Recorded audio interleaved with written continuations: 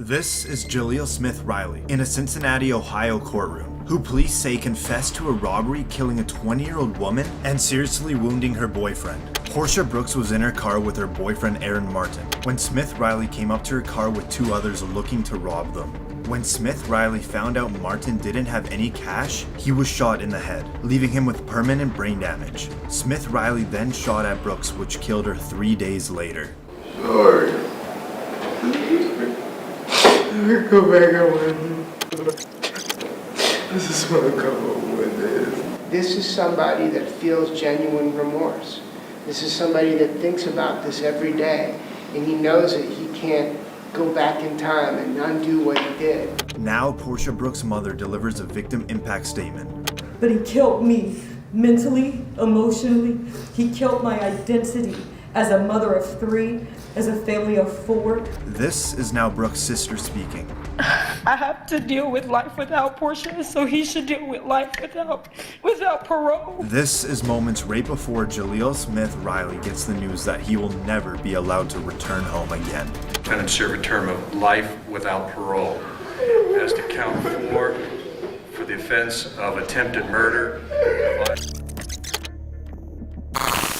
This is Diana Lovejoy. She used to be married to Greg Mulvihill living in Carlsbad, California, but soon their marriage fell apart and they divorced. After a messy divorce and lots of legal trouble, it ended with the court ordering Diana to pay $120,000 to Greg for his stake in their family house. The court also ordered that she must share custody of their son. Diana became furious about hearing the court orders, so she planned to kill her ex-husband by teaming up with her boyfriend, Weldon McDavid. Greg was shot in the torso, but luckily the bullet didn't hit his heart and he survived. Both McDavid and Diana conspired to murder, and the court has sufficient evidence against them. It's so painful that some people in this world seem to think that I would have it in me to do this.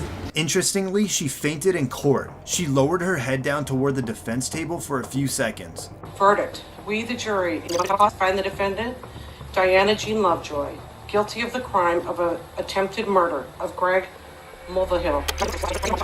And right when you hear guilty, you hear a thud. Guilty of the crime of conspiracy to commit murder. It silenced the courtroom, aside from hearing her family cry in the background. Alright, we're gonna need to take a break. She then is brought onto the floor. And when medics bring her out, she still appears to be passed out. But doctors later found out she had only fainted. Weldon McDavid received 50 years to life in prison because he was the one that pulled the trigger. And Diana was sentenced to 26 years to life in prison. This is Seth Welch and Tatiana Fusari, a religious farming couple living in Cedar Springs, Michigan, and they are charged with murder of their 10-month-old girl, Mary Welch. Reportedly, they told police they noticed the baby was skinny and underweight, but did not seek medical attention because of their religious beliefs and mistrust of medicine and the government. This is the 911 call of the father when he reportedly found his child dead. How long ago did you find this child?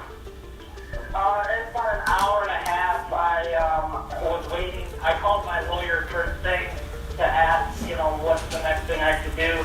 So you found the child an hour and a half ago? Yeah. And called your lawyer first, correct? Yeah. Okay. When was the last time you had contact with the child? Last night,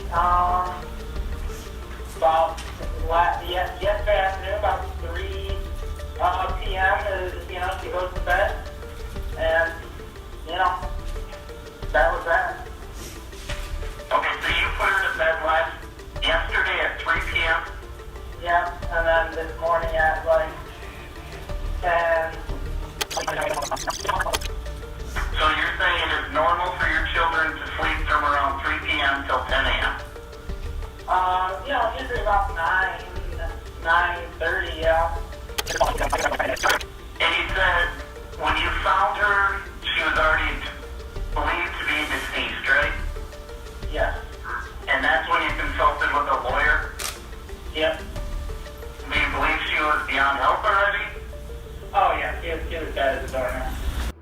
Soon after, the autopsy revealed that the cause of death was malnutrition and dehydration due to neglect by the adult caregivers.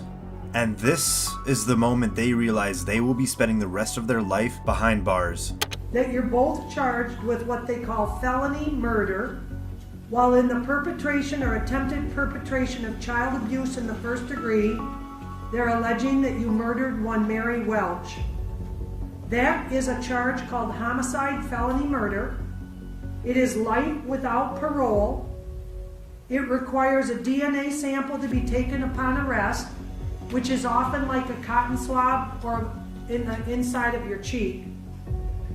The second offense that you're both charged with is called child abuse in the first degree, where they're alleging you knowingly or intentionally caused serious physical harm to a child. They're talking about this Mary Welch. It is a felony, possible penalty of up to life imprisonment or any term of years less than life.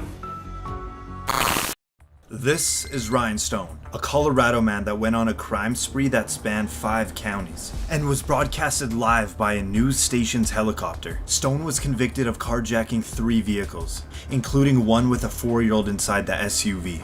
Authorities said when Stone sped away, he led police on a chase at speeds over 100 miles per hour. If we rewind here, you can just barely see a vehicle that Stone was driving clipping a trooper with the Colorado State Patrol as he was trying to play stop sticks. He ended up with serious injuries. You see Stone pull out another victim from their vehicle and drive off. He heads right into a busy intersection. And now, the chase is on foot. He books it off the road into a parking lot, running in between 2 buildings. As he slips on the ice, he loses his jacket. Now there's just a fence in his way, but nope, it's too high. Cops now close in and he finally surrenders. Stone is now in the county jail, but he believes he should be getting paid for his internet fame while bragging to his friends about the high-speed chase. Hey, did you know I made the news in the UK and Australia? What? Yeah, you get paid by YouTube. So, Channel 7 News, I believe, is going to be the one that gets paid for that. Well, I'm going to contact Channel 7 News. I want to get paid. You guys are getting paid using my name and my video footage. During his opportunity to address the court about the recordings in jail, Stone blames it on emotional stress and the use of drugs. We are going through trial after that. It was a 1.5-week trial. Extremely stressful. One of the phone calls about seeming like I was bragging about making international news, this, that, and the other. That was within the first week of being arrested. Still coming off of drugs. Stone was convicted of 18 charges, including attempted manslaughter, child abuse, and assault. Then, the judge sentenced him to 160 years in prison. This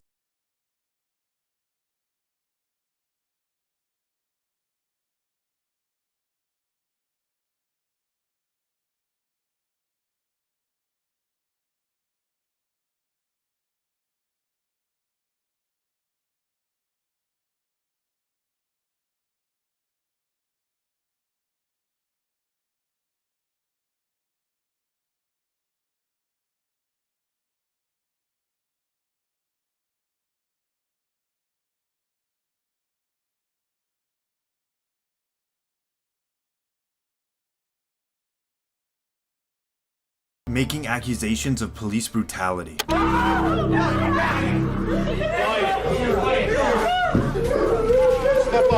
off. Not guilty! I'm not guilty! I'm not guilty, Stephen! It's gross police brutality.